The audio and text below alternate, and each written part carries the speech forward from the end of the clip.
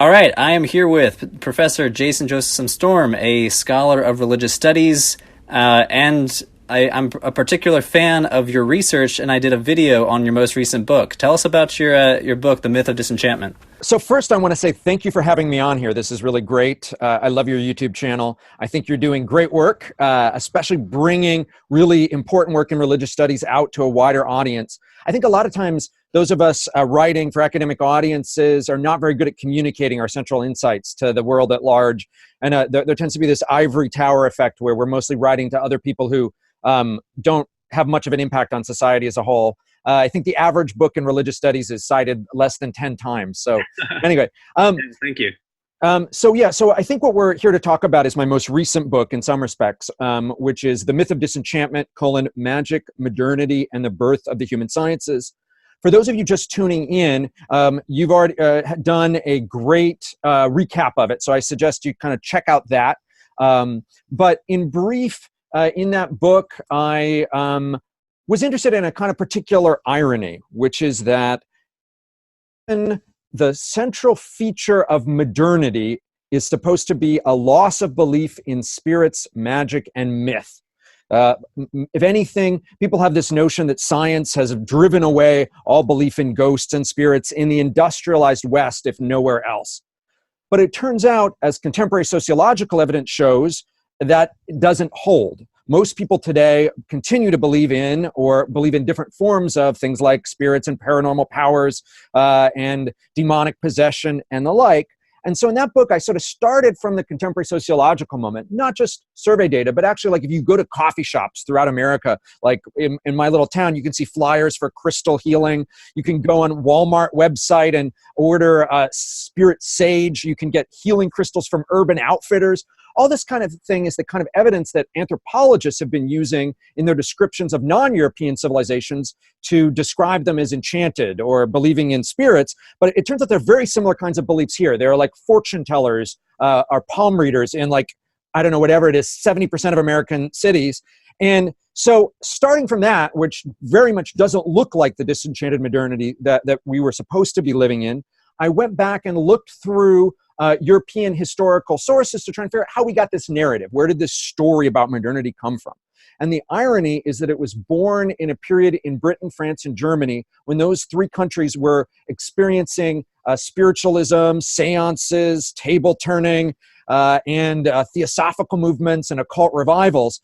And I go through archival work in the writings of these theorists. I look through people's letters and diaries, etc., and I show how many founding figures not only knew about, but were in some sense enmeshed in the occult milieu, even as they came to describe modernity in terms of disenchantment, the death of God.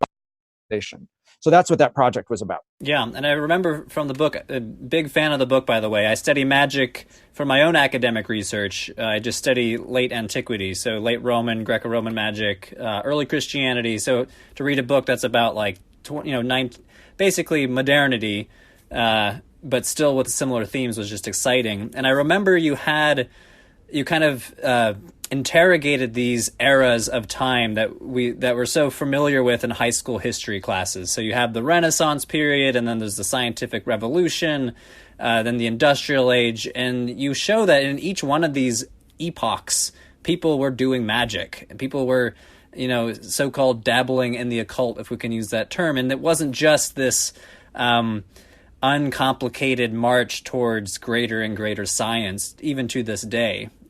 Yeah, that's a great summary. And and you're right. I kind of go through those epochs, and I look even at the figures that we often think of as like the patriarchs, because they're often dudes who are supposed to have ushered us into some age of rationality. And it turns out often they believed in things like magic and spirits and witches or the like. So yeah. Or alchemy. There's a lot of alchemy. There's a lot of alchemy. That's very true. So part of the reason why your book came to mind recently for me was because The Atlantic published an article back in January that pitched the question, is exorcism increasing in popularity in the United States? And the journalist goes through some data that shows that Catholic exorcists in particular are just, the phone is ringing off the wall, like constant requests for exorcisms.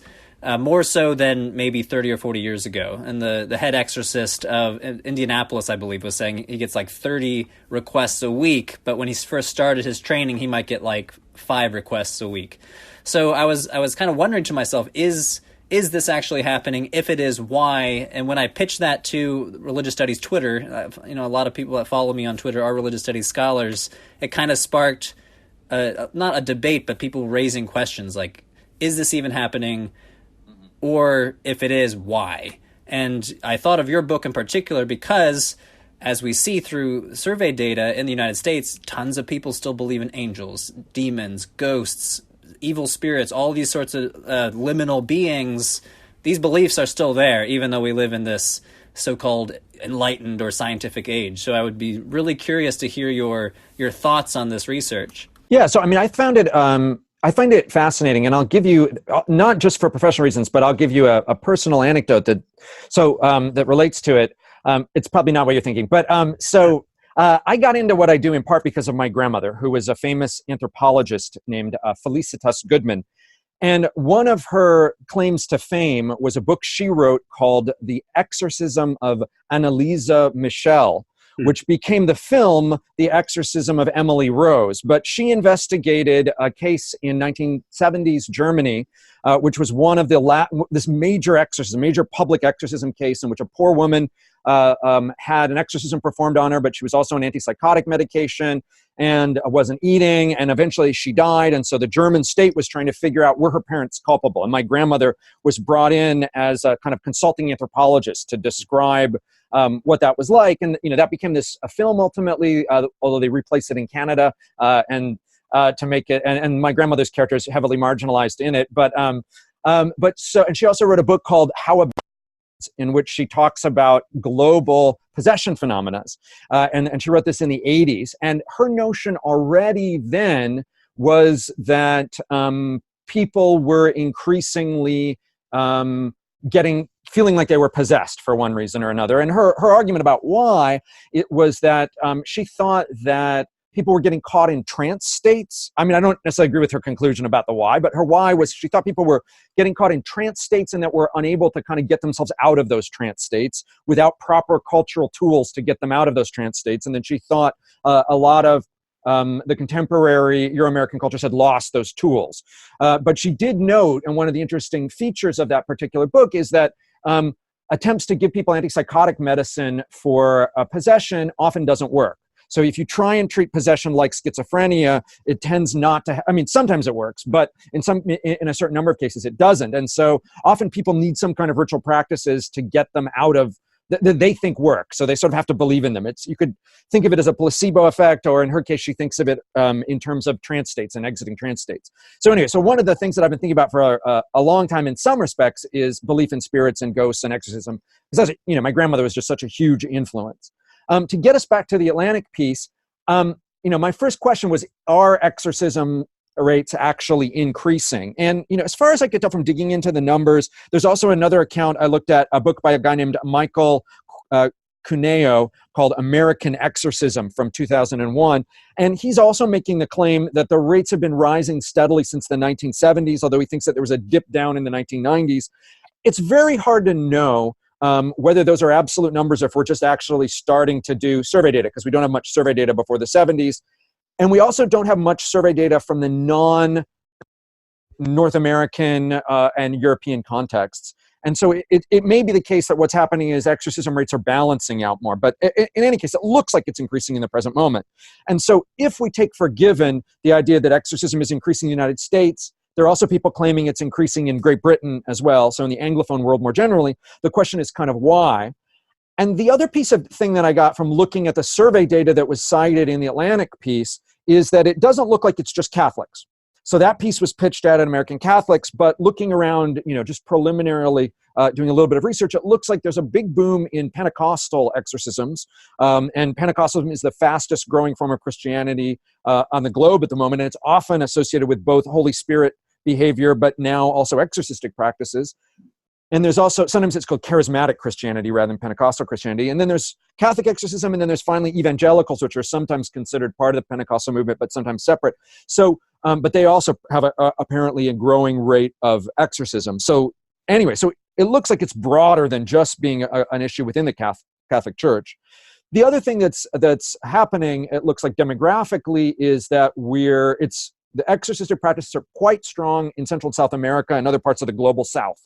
And in particular, looking at something in Brazil at the moment, it looks like there's an active tension or conflict between a Pentecostal community and practitioners of indigenous Afro-Caribbean traditions. So part of what's happening is the way that they're fighting for the same demographic group, which are often basically poor people living in Afro-Brazilian communities around capital city, and part of the way they're fighting is that the charismatics are claiming that the orishas of the other group are in fact demons, and they're performing exorcism, basically, or performing exorcisms on that other community. And just real quick for the audience, we can explain what orishas are. Oh, right. So for part of the Afro-diasporic religious tradition, sometimes called voodoo or voodoo, or in different forms, it can be called santeria or candomblé, is a notion that there are either gods, sometimes they're called gods, sometimes they're called saints, sometimes they're called great spirits, usually referred to, I think the term is Yoruba, with the term orisha or orisha. So famous ones include figures like Ogun, who is used to be a god of iron in sub-Saharan Africa, or Urzuli, who's sometimes called a goddess of love, but they're often also identified with saints. So Urzuli is sometimes identified also with the Virgin Mary, I believe, and Ogun is sometimes identified with, I think, Saint George, although I forget that identification. But anyway, part of what's sometimes called a syncretic Afro-Caribbean tradition that mostly happened during the slave trade, basically, when various different African traditions were kind of mashed together in the diasporic world. So anyway, all those orishas sometimes possess people. And one of the central features of these Yoruba descendant, particularly religious traditions, is spirit possession. It's normally positively valenced. It's like you want the orishas to possess you. It's not a bad thing. But looked at from a let's say Pentecostal Christian perspective, it looks demonic. And so one of the conflicts that's happening, particularly in Brazil, is two different readings of possession. One person is saying that they're possessed by an orisha, which is giving them something positive, and then somebody else is saying, no, that person is possessed by a demon. And so there's kind of a back and forth there. I don't think that's the only reason, that exorcism might be increasing in the United States, not just immigration, what have you. I mean, other reasons might be pop culture. I mean, I think one of the things that we can underestimate as scholars is how important the interplay between religion and pop culture is. So The Exorcist, for example, is a film that looks like there's a boom in exorcism after that, after the 1973 film. And there are a lot of contemporary cinema and television series, Supernatural, for example, or Diablero, or whatever, that have exorcism as a part of a plot or theme, and fighting demons as part of their plot or theme. So I think that might be a contributing factor. I'm just going to keep listing contributing factors, and you can. I mean, we can pause on the pop culture, because I think you're right that we can underestimate it. And there might be a feedback loop thing too, where people are more interested in exorcists, and therefore the market responds with more movies or video games about these sorts of things. Definitely. I mean, and then the other thing I would think about are, what are the people who are performing exorcisms, who are they performing them on, and what are the reasons that they're being asked to perform those exorcisms? And I think some of it, again, I've only started preliminarily looking into things since we had that Twitter exchange, but some of it is around people who think that they themselves are possessed. And so there are questions about why they might think that's the case. Some people are getting exorcisms, it looks like, for health reasons. So they think that they're cursed and that there's a demon inside them giving them bad health. And I wonder if, given the crudiness of healthcare in this country, that might not be a contributing factor. And it's in some respects, not getting getting better as quickly as possible. That might be a contributing factor. I didn't do my due diligence and check the rates of schizophrenia or other mental illnesses there, because at least some of the research I dug into does say that some of the symptoms, dissociative personality, are similar. If someone says that they have a person inside them or a demon inside them, that some of these symptoms are similar. Whether those rates are rising in the United States, I'm not sure. No, that's a good question. Yeah, I'd be curious to see whether schizophrenia is rising or not. And whether, I mean, I think one of the downsides of medicalization of psychiatry instead of various talking cures is that there are even less outlets. And a lot of the medicalization, it can treat the symptoms but doesn't treat the cause, or even then it doesn't treat the symptoms as effectively. So, so people, and I think it can be true that I think if my grandmother's research is correct, rather than medicating, going to talk to people in different ways, whether that's a psychiatrist or a priest or a rabbi or whoever, that can actually help talk people out of certain kinds of states. Another theory about it is, so there's, I don't know if you've heard of the work of John and Jean Komaroff, but they did some work on occult economies in sub-Saharan Africa. And one of the things that they wrote about is the notion that capitalism itself, the unpredictability of the market, contributes to belief, different kinds of enchanted belief. And in particular, one of their examples is this notion that people are cursed or possessed. Like bankruptcies happen suddenly, and people think, oh, why did that happen? Or somebody else suddenly gets a lot of money, and you're not sure why they got that money. And so, looking at sub-Saharan Africa, it looks like as capitalism makes more and more inroads into different parts of you get increasing belief in different kinds of enchantment. So that's another reason. And then there's a third thing that I think may be the case also anecdotally, which is I think people may also be, it might be also a consequence of increasing religious pluralism, people performing exorcism on basically their Wiccan neighbors or the like. And I have another silly anecdote about that if I can jump in with that. Yeah, let's hear it. So I was a goth, rocker for a while. I played goth and punk rock music. And the summer between high school and college, a bunch of us got together to do a kind of art collective that we called House Sedeva. And so some of us were writers, some of us were musicians, and some actors and some painters and stuff like that. A lot of us were goths and punks. And we decided there was kind of one conceit behind our little art group. And it was, we were going to pretend that there was one dream reality, so that if somebody had a dream and it was a dream that they shared with somebody else, we were imagining that it was somehow the same world, and we made this map of dreams. So if like somebody else dreamed about a train and I dreamed about a train, we would link our dreams there, whatever. And we did kind of performance art and poetry based on, and paintings based on these dreams. Well, the summer between high school and college, we met at my parents' house. And afterwards, we would kind of run around. We would do different kinds of kind of rituals based on dreams. So somebody would have a dream that they were chanting something, and then they would do it as a little performance, or we would just tell each other dreams, basically. And our backdoor neighbors thought that we were a satanic cult and performed an exorcism on us. So, and we weren't even doing it with religious intention. We were doing it, we were trying to get our art. We were trying to inspire our art. But I imagine that some of what's happening is this effect of pluralism. And there's an old narrative, and you know this material, I'm sure, quite well, given your specialization, but there's an old trope in Christian is that the gods of other people are demons. And so one way that interreligious encounter can sometimes happen is in terms of a kind of demonology, and sometimes that can contribute toward people trying to exorcise their goth neighbors or what have you. Huh. Yeah, so it's kind of like internecine spiritual warfare within a single community. That's so interesting, yeah. Another thing I was thinking about is how this probably differs between religious communities. So when we're talking about pluralism here, I mean, exorcism in Catholicism is like an official rank. Like you are an exorcist. You go to demonology school in the Vatican to become an exorcist. In Protestant traditions, it's much more freelance. Freelance Pentecostal or evangelical exorcists. So there's got to be, I don't know. My hunch is that there's different reasonings in these communities. Definitely. In like a Calvinist Presbyterian church, you don't really talk much about Satan or demons much at all. But if you're in a Pentecostal church service, it's like, demons and angels, they're battling there in the room with you, basically. So there's almost a cultural difference here too, I think, between communities.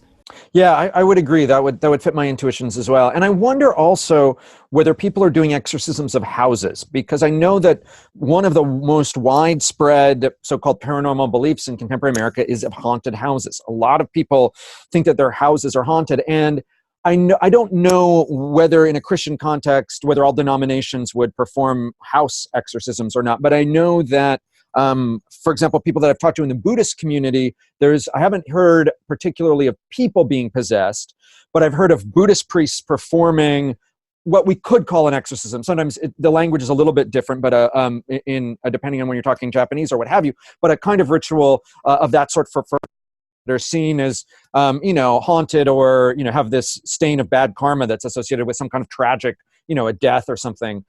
So I wonder whether, I don't know if there's a Christian analog to that, or whether they're using the term exorcism to describe that or not. But yeah, anyway. And one of the criticisms of the study was that we don't have reliable data. So a lot of this article was based off of the anecdotal evidence of this one archdiocese, priest in the archdiocese of Indianapolis. So we're kind of going off his data.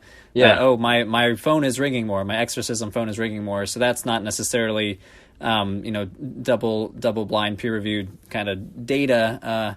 So I guess we're relying on survey data. And I know your book relies a lot on that too, like in chapter 2 or something like that. You have all these surveys that show, 40% of people still believe in telepathy or whatever, Yeah. I'd be curious to know, just from your own expertise as a scholar that uses survey data, like how reliable is this information? Yeah, I mean, I think survey data tends to be fraught. It can be a proxy measure, but one of the things that happens when you're doing social science is that there's an interaction effect, a feedback loop between the interviewer and the interviewee. This is true both ethnographically when you're doing field work as an anthropologist, but it's also true as a sociologist at circulating surveys. Some people, their beliefs that people feel embarrassed about, they're less likely to check the belief box, but also some people think if you survey them around Halloween, it's on their mind and they're more likely to check a belief box. So, I mean, I think the good news is that we now are starting to have lots of robust survey data for the present period. So multiple different pollsters asking slightly different framed questions. Gallup, Baylor has a large study as well. So, I mean, there have been at least 2 quite massive studies, and the Baylor study had 3 waves. And so, I mean, I wouldn't focus too hard on the images, but they do some kind of proxy. And I often like to combine that kind of quantitative fieldwork with kind of qualitative fieldwork. That's why, you go out and interview people. You look at things like, if you look at sales, for example, on Amazon, New Age books are one of the top selling categories on Amazon books.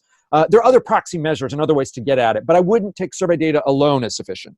And I wouldn't focus too much on a fraction of a percent here or there. There tend to be a lot of fluctuations. It's the same thing for like polling data for presidential elections. And also I think that there's a certain paradox around this notion of belief itself. I think we tend to imagine that people have binary beliefs. You either believe in ghosts or you don't believe in ghosts. But I think, I did early fieldwork in Japan, for example, and there's a Japanese term that means like kind of half belief. And a lot of my informants, when I was doing that project, where I was asking them, do you believe in ghosts? And they would say, I half believe. And I think a lot of people have this idea that like maybe ghosts, maybe not. And then the other thing that's sort of contravening, or another way to think about it, there's a famous French ethnographer, Jean Favre-Sada, who did a study of witchcraft in the south of France.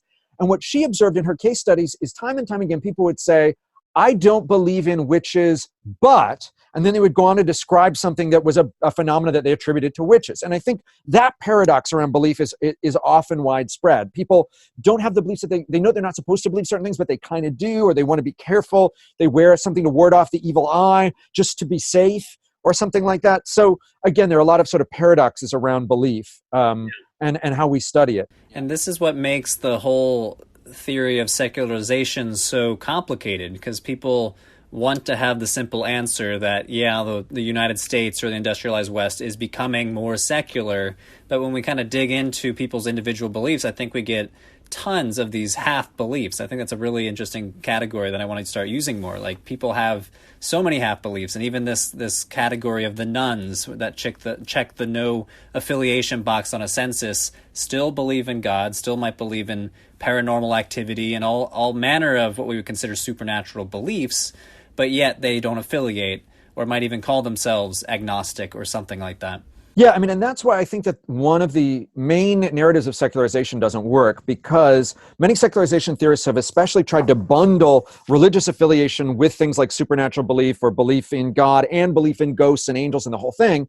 And so, but what it looks like, even at the proxy level of belief in God and church attendance measured over against ghosts or whatever, are that secularization and disenchantment are inversely correlated. So as belief in God goes down, or as church attendance goes down, belief in ghosts and paranormal in many respects seem to increase. We have data from the Czech Republic, for example, where it's incredibly atheistic by some measures, but also has quite wide paranormal belief rates comparable to the United States and other regions. So at the very least, the old-fashioned secularization model that thought we were just going to enter an age where everybody was atheists and only believed in a certain kind of rational science, that just doesn't seem to have happened. And so and church attendance fluctuates. So that's the other complicated problem. A lot of it has to do with generational cohorts. People tend to go to church more often when they're married, more often when they're older. And so that also can be a bad proxy for secularization measures. But one of the things I'm trying to do in the book is separate disenchantment from secularization. There have been people attacking secularization as such, but in unsophisticated ways in the past. So I'm trying to kind of nuance that conversation. Yeah. And to give you just some specific numbers, because I reran the numbers in a way that I think might help contribute to our conversation. If you look at, according to the Baylor studies, people who believe that they've been protected from harm with guardian angels, that's about 55%.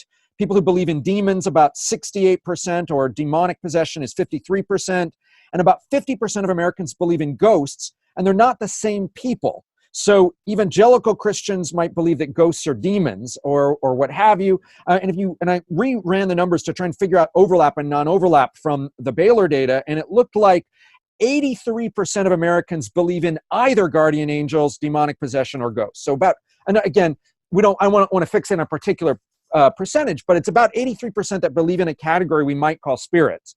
Especially if you're going to be etymological about it, the term daimonia, as I'm sure you know, Greek term that covered both not just demons, but also more, benign creatures, including what we think of as angels, including ghosts, often of souls of the dead, were sometimes marked that way. And so, in a way, this broad category of, believing in invisible people that are distinct from, let's say, the monotheistic God, that's quite widespread.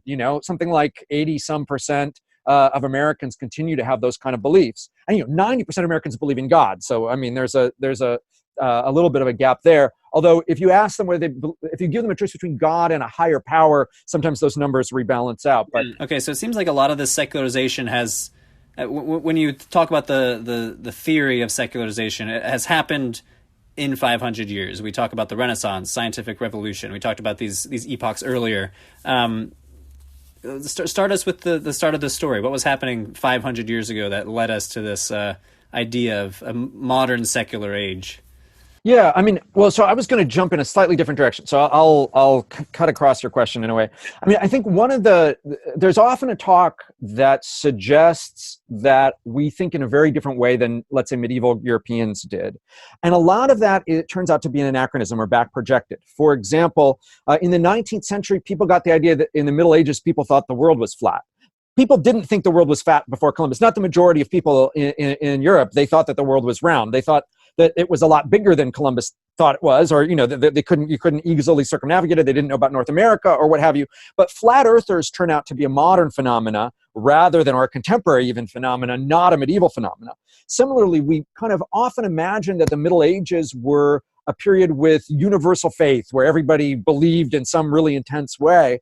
And we just, as far as we can reconstruct, it's very hard, but studies like thinkers, there's a guy named Delamieux who wrote a book called, I think in English, something like Catholicism between Luther and Voltaire. But he argues that that medieval European peasants had really heterogeneous.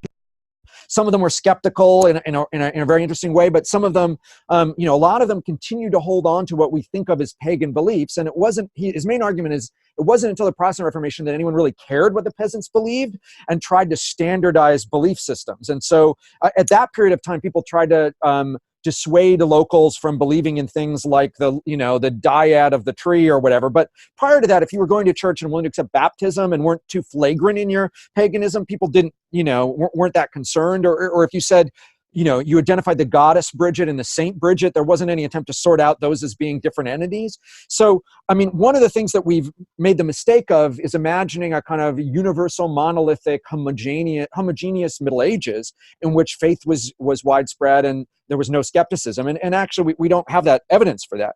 And the other thing that I want to, so we have I want to say that we have change, definitely, in terms of belief, but not decline necessarily in terms of these categories. But the other thing that's striking about 500 years ago in particular is that's when the witch craze and the witch persecution takes off. So again, a lot of people who are non-specialists think of witchcraft persecutions as a medieval phenomena, but they're actually a 16th and 17th century phenomena, and they're, in that respect, they're modern. So, I mean, again, depending on how you define the categories, but before that, in the actual Middle Ages, people, it's true, maleficia, cursing people, was illegal, but you weren't burning witches. I mean, that's a phenomena that's in many respects a modern phenomena, and it peters out in some respects in the 18th century in terms of legal terms, but it really starts to vanish as something that people are getting lynched for or whatever in the 19th century, and it coincides with the rise of groups like Wiccanism and spiritualism that are claiming some of these things as religious traditions. So it's not that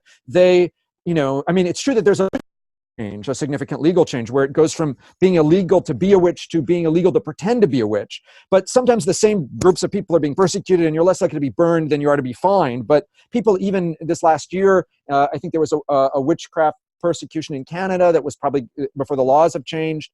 But for pretending to be a witch, and then now people are arguing that it's their freedom of religion to be a witch. So anyway, so all that is to say, one of the arguments of the book as a whole is an attempt to not just revise how we think of our present, but to think a little bit about the past too, and how we get these stories about a dark ages or an age before people were rational. When in point of fact, it seems to me, people, institutions may have been becoming more rational in certain ways, but the average people are we're just as rational or irrational as our ancestors 500 years ago, 1,000 years ago, and across the globe. It's not the case that Europeans are rational and that indigenous peoples are irrational.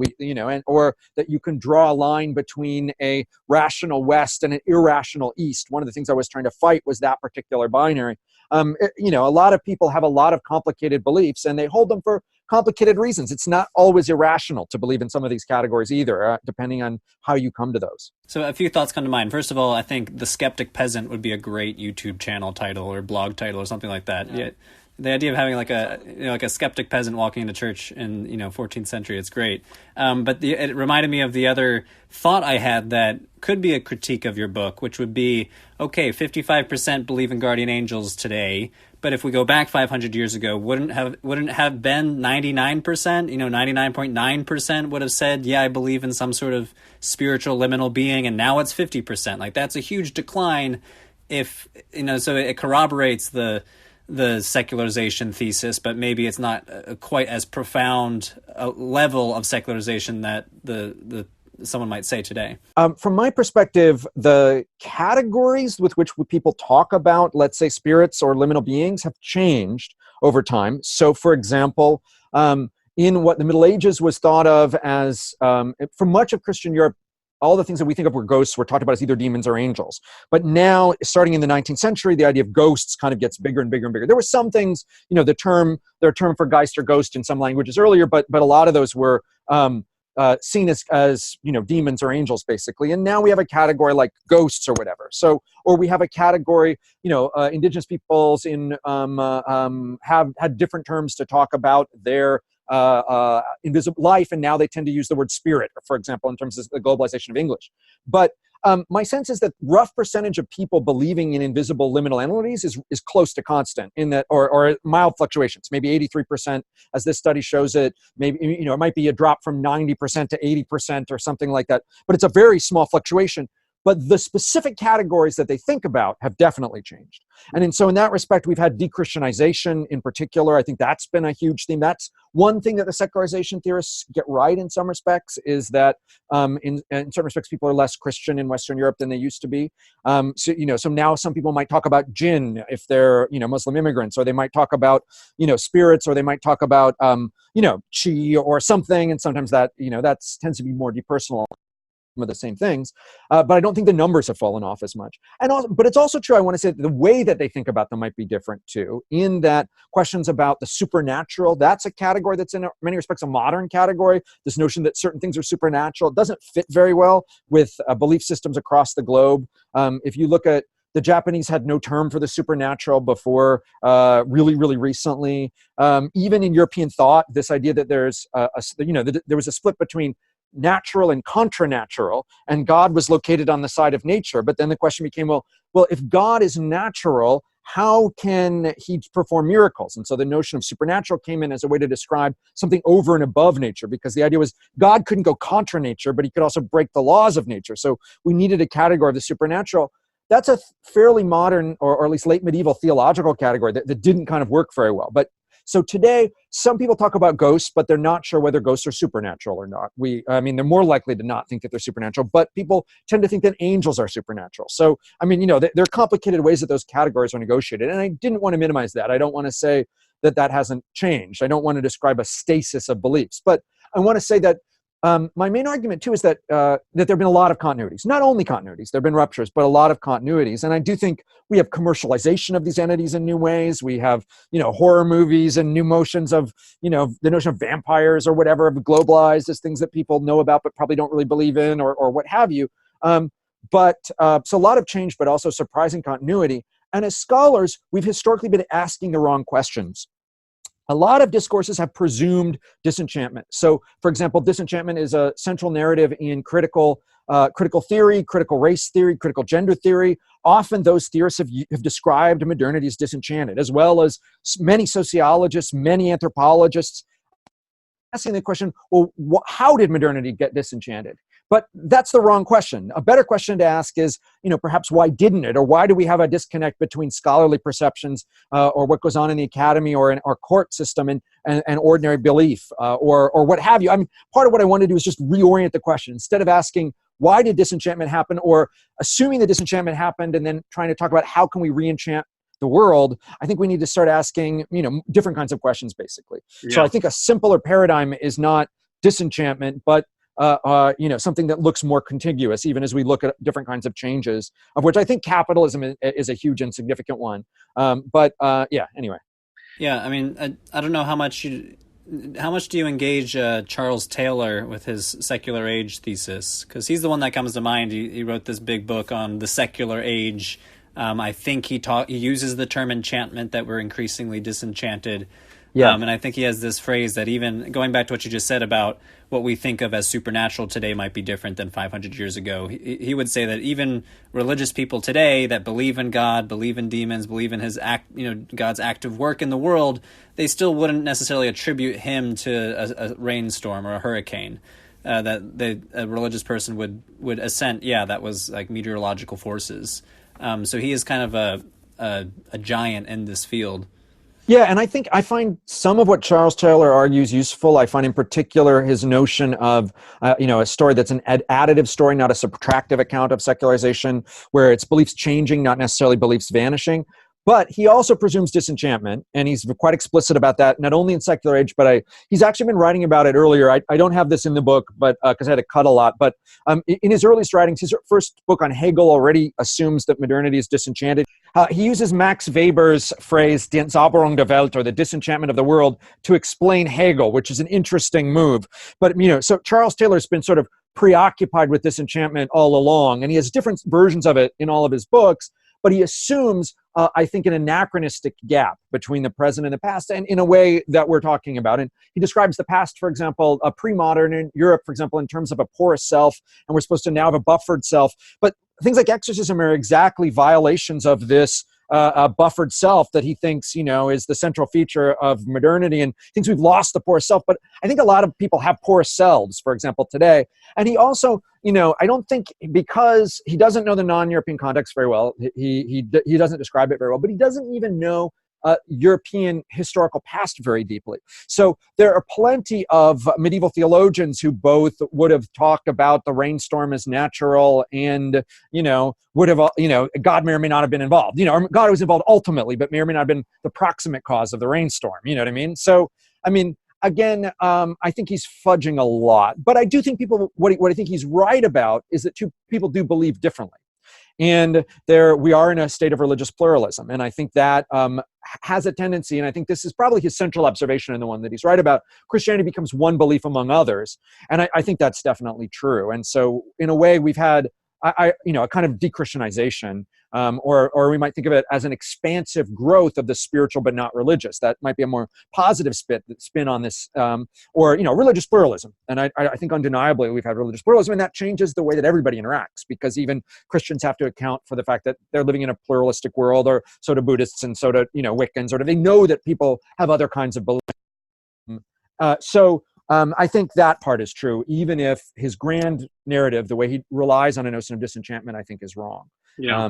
As someone that knows a little bit about Christianization, so I know like the early centuries, we always, at least the ancient historians that I know, were always trying to complicate what it meant to Christianize the region. And it was complicated because you might be someone that wants to go to the Temple of Apollo on one day, but then go to the Basilica on Sunday to get your Eucharist from the bishop. So Christianization itself was complicated. De-Christianization today is complicated. It makes me want to do a longue durée study on were we ever Christian? Yeah, for sure. And I think that would be something wonderful. I mean, I don't know how we would exactly get the data, but I think something like that would be really wonderful. I mean, I'm, by training an early modern person. My specialization, original training was 1600 to the present. So I get fuzzier the farther back. I mean, I've reached back a couple hundred years just, to make some good points of comparison, but I'm not an antiquities person. But I gather that you can run the same argument in both ends. And in other words, in a way, I think you're exactly right. It's possible that Europe was never really Christian, or, by many measures, or perhaps, I mean, the counter argument might be only a short period of time around the Protestant Reformation, or whatever. Yeah. Although even then, there's an argument that presumes that Protestantism is necessarily disenchanting, and that just misses the plurality of Protestantisms and the way that, for example, in Lutheranism, the devil was increasingly important. To tie lupus back to the notion of exorcism, Luther described grappling with the devil physically. He thought it was a real phenomena. As Lutheranism at least spread, it increased the belief in active intervention of demonic spirits and forces. I mean, he described the Catholic Church as itself possessed, and the Pope as a diabolical figure, and the Eucharistic Mass he described in terms of witchcraft and magic. And so you get a way in which, at least in terms of Lutheranism, you start to see increasing diabolical world, not less. So I don't want to say that all Protestant traditions were the same way. I mean, I think we tend to miss the plurality of different Protestantisms, but it's far from clear that Protestantism led toward the kind of disenchanted world in a straightforward sense that people like Max Weber argued about, or that some of my people I've been arguing with it online or whatever in the New Atlantic around the question about, how much did Protestantism disenchant? And I want to say that, there's some of that there. I don't want to say that Protestantism doesn't disenchant at all, but we can way overread that moment as a watershed. Yeah. And I think even within Catholicism, we think of it as this big monolith, but we talked about earlier how I think there's like a burgeoning charismatic Catholic movement. Definitely, yeah. Especially in the global south. And going back to Santeria and Santa Muerte, like there's these groups that are syncretized with Catholicism that have this very robust demonology or, spiritual world that I think is often missed when we say, Catholic exorcisms on the rise. Yeah. I mean, and I think that's definitely true. And I think also we miss the function of the Counter-Reformation within the Catholic Church too, which changes, some of what we think of as contemporary Catholic doctrine is much more recent. Like papal, I'm not a specialist here, but I was reading that papal infallibility is a Counter-Reformation doctrine. And that came to a surprise to me, because I had assumed that had gone back through the long history of the church, but apparently not. But although, again, one thing, and I'm not a specialist, but yeah. Yeah. Cool. Was there anything else we wanted to hit on? Yeah, I think I've gone through my questions, unless there's something else that we really should touch on. I think there's room for plenty of more research around exorcism at the present moment. And I would push scholars to look at it transnationally. If you want to do it seriously, a lot of the old-fashioned national histories are just going to miss a lot of the most interesting religious phenomena, which turn out to cross borders in a way. So, I mean, I think one of the downsides of the particular Atlantic piece is it assumed that it was, American Catholics. So the same thing with this book, American Exorcism. I mean, we have to look at global flows between both global North and global South, but also, patterns in the Anglophone world, but that go a little bit more broadly. I don't know. There may be scholars doing that research, but I don't know of it right now. But I think it's a really fascinating topic, and it does some work at undoing this idea, for example, as Charles Taylor claimed, that we have a buffered self. And I think it's something that should be of interest not just to scholars of religion and ordinary people trying to get a grip on America, but people in public health. people wanting to look at the effects of both mental illness and disease, but also like popular culture. I mean, there are a lot of things sort of woven in here. So I think it's a really great topic that, somebody should do that work. It's not what I'm doing next, really. I may end up writing something short, but I think it's an important topic. Yeah, I've been doing a lot of reading into the cognitive study of religions, a lot of cognitive science, and I could see this being a possible avenue too. People that study psychology, evolutionary psychology, even like neurology, because it seems to intersect this whole, are there some sort of psychosis, mental illness crossover here? Yeah. I mean, I think I always try and take some of that work with a grain of salt, particularly the neurology stuff. I mean, I think some of the cog sci stuff is very fascinating. I think looking at information is transmitted, or what have you, it can be very, very useful. But I think a lot of our fMRI technology is really limited at the moment. So, I mean, people are producing correlate maps, but the error rate is incredibly high. And so, they say, oh, that's the God center of the brain or whatever, but they're mostly studying American college students, and the fMRI has a high error percentage anyway. And so that can be a little bit overblown. And I think there's a tendency, or there has been a tendency since at least Freud, to equate certain religious behaviors with mental illness, and I think that often shortchanges them somewhat, because I think sometimes it can be quite healthy to have ecstatic or mystical experiences, as long as you can come down from them in some way or another. Yeah. But I do always try to push back against the medical explanations for religious experience, because I see it as a cop-out without empirical evidence sometimes. So people are quick to say, oh, Jesus must have been having, must have had like epilepsy or something, or Muhammad must have had some sort of like dehydration experience. Even like the Oracle of Delphi, she must have definitely been inhaling fumes down underneath that temple. And I'm like, maybe, but like it's kind of a cop out unless you bring out some evidence to support your claim, because as soon as you just start medicalizing all of these religious experiences, you're assuming you can't have an ecstatic vision without some sort of psychedelic drug. Like, I feel like a person is perfectly capable of having religious experiences despite some sort of medical intervention. Yeah, and I think, one of the founding figures of American psychology, William James, totally agreed with that. I mean, that you could have ordinary consciousness was such that it could produce mystical experiences even without drugs. And I think that, James is right around that. So, I mean, I think you're exactly right. On empirical grounds, also it's, weird to diagnose people. I mean, it's considered unethical, but also science to try and diagnose people's mental illnesses through literature, through the fragments of literary source material, without a full-on diagnosis. Yeah. But yes, anything else? I think that's all I got. Well, Jason, thank you so much for joining me. This has been great. Yeah, it was great for me too. Thanks for having me on. See you around.